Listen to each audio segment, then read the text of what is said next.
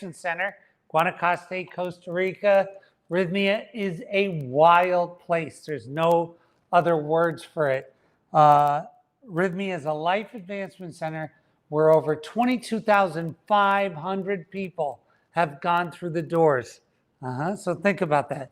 That's like a small town. That's twice as big as the town I grew up in. 22,500 people through the doors. 98.07%. So 98 out of 100 claimed by their words that they had a life-changing miracle during their stay here. And 6 months later, 90.22% say that miracle is still working in their life. So 9 out of 10. And 9 out of 10 say this was the week that changed their life. Changed their life. So because of that, people come from all over the world. Every week, there's people from like the Middle East and a lot of people from Europe, from England, Italy, France, like normal countries. And then there's a Kazakhstani or a Mongolian or coming from all corners of the world to come to this little place in Costa Rica to go through this system. And this system includes farm-to-table organic food. It includes 4 nights of ayahuasca at the only medically licensed ayahuasca resort in the world. Breathwork, meditation, yoga, the cleanse, all of these, and then workshops, 20 hours worth of workshops telling you what you're going to experience in ayahuasca and what those goals are in that. And what ends up happening is these people have a miracle and their lives are forever changed, forever. Because this is such a wild thing, people come from all over the world, we get a ton of A-listers. A lot of those people decide to stay and join our board. Who are some of them? Kelly Slater, the world's greatest surfer. Cesar Millan, the dog whisperer. Martin Luther King's son, Martin. Ron White, the comedian. Tony Coe, the founder of NYX Cosmetics. And on the Forbes 100 list of wealthiest self-made women in the history of the world. Elanya Van Zandt from the Oprah Winfrey Network. Jack Canfield from Chicken Soup of the Soul, one of the top 100 best-selling book series in the history of the world, right? Frank Biden, Joe Biden's brother. Mark Kielberger, who is a civil rights activist, a social entrepreneur, and a biohacker, a New York Times best-selling author. Earl Koski, the American businessman. And Kim Starwood Terranova, a thought leader in her own right, published author, and an amazing spiritual advisor. All here at Rythmia, all decided to give their name to this place. So one of the more interesting metrics of this whole thing is that, although there's been 22,500 people through here, that is the equivalent of about 92,000 ceremonial experiences. 92,000. We're knocking on the door of 100,000. That's crazy. That's like a mid-sized city of ceremonial experiences. We know more about it than just about anybody in the world.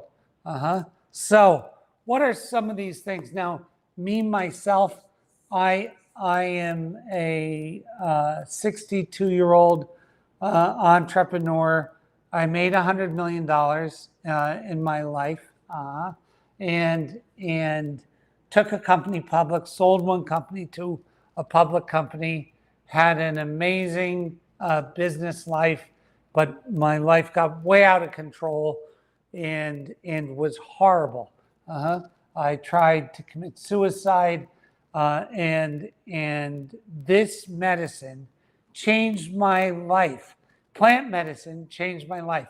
One thing we find in the high 90s of percentile, once people go through this program, they generally decide that they want to become a beneficial presence on the planet and devote their life to making their life a beneficial presence here, that their footprint, their mark, is that of a beneficial presence. That means they left it better when they came. So when their presence influenced their footprint, it was better when they left it than when they found it. So these people, now, how big of a splash you want to make will depend how hard and how long that journey takes. One thing I want to tell you today is about death, because death has been a theme that's been rubbing up against me, and I've been talking to a lot of people about it. And I want to tell you what I found out. So when I told you that there's this, 90-some thousand ceremonial experiences, there's interesting groups of that experience. And a lot of times, I would say in the high 30s of percent, there is a death experience. So I myself have 352 journeys, and I've probably died 100 times. And what's interesting is I have a son in Los Angeles, and I went to visit him 3 or 4 months back, and I'm a Christian, and but I was raised Catholic. And on a Sunday in Santa Monica, I said, I'm up early. I had some coffee. I was like, let me go to church. And I went to church, a beautiful, beautiful mass in Santa Monica. And it brought back so many memories, because I went to Catholic school, and I used to go to church on Sundays and on Wednesdays in school. So I was constantly in church. And when I was sitting in church with all these other people, and I realized something, right? I realized that they're using faith.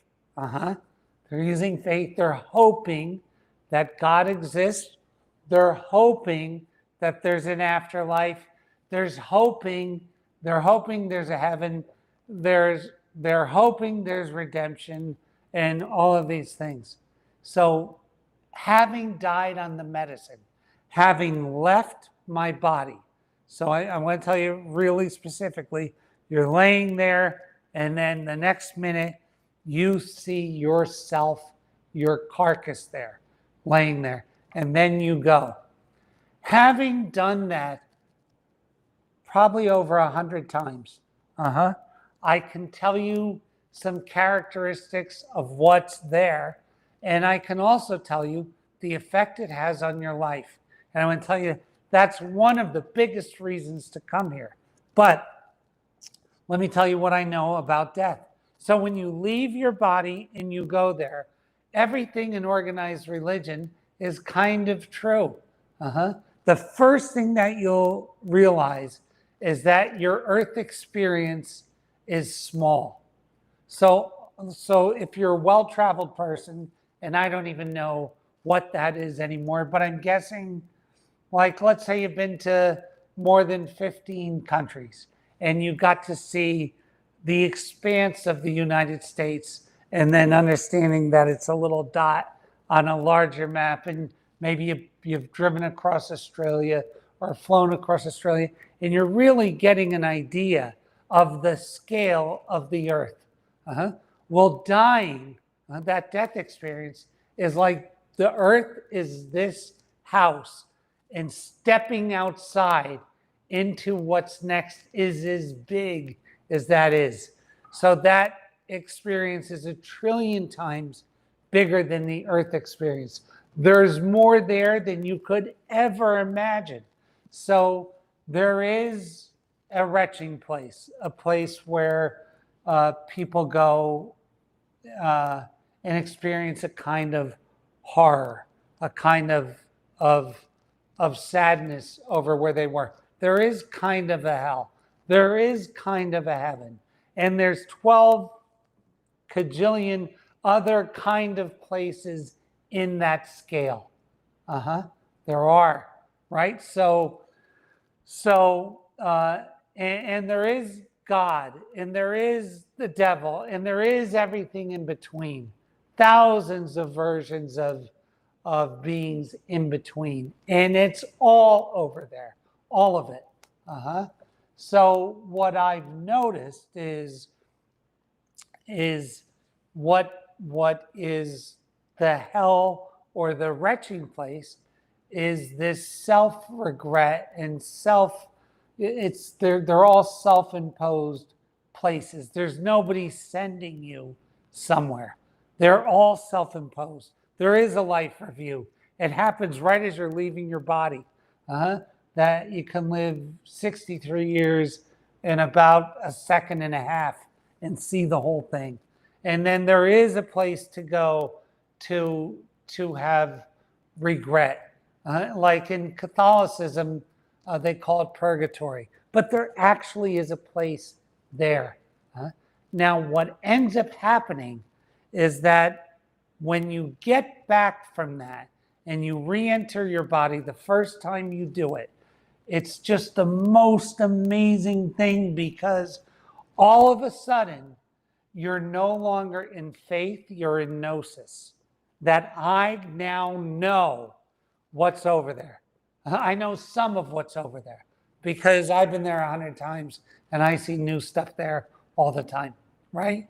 But I know that it's there. I know that something in me keeps going on after my death. And I know that that thing has awareness. Pretty wild stuff, right? So, and I know a basic idea of how it works, right? Which is a lot of the basis of a lot of religions. This idea of how it works, not through fear, not through that, but the idea of there's a mechanical system of how that works over there, right? So I was in church and I was thinking, wow, just having an awareness that I know things that I used to worry about all the time are not even a thought for me now. So the human being carries with it a fear of the afterlife that melts away through a program like this where there's ayahuasca, DMT involved in their week's work here multiple times, right? So they get to see that there's death, and they get to know that this thing in me goes on, that I am forever.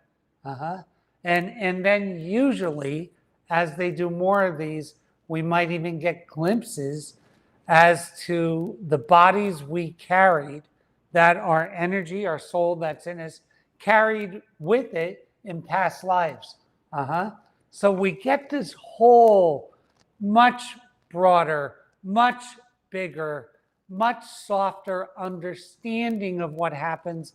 And when that fear drops, life can actually start to occur. So people say, well, what did you get out of this thing? So for me, I'm 12 years into it. I did this medicine the first time 12 years ago, and I've gotten so many tangible things, like I don't do drugs, I don't do cocaine, I don't smoke cigarettes, I have a super healthy lifestyle. I don't even drink alcohol and haven't in over a year, not even a drop, and I don't even notice it missing. One of the things is that when this medicine takes something from you, you no longer crave it. That's another interesting thing. But one of the greatest gifts I've gotten, which everybody who comes here gets, is the loss of the fear of death. and you can't really live. So what do I mean by that?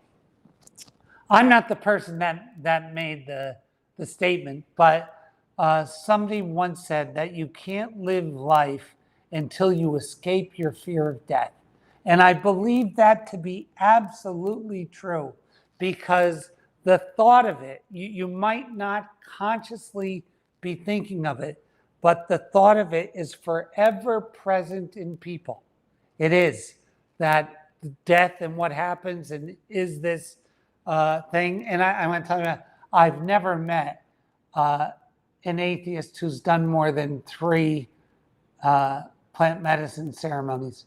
I never have, because it's really hard to believe that there's nothing when you leave your body, when you've actual proof that you just left your body, and there is. So there's not too much atheism.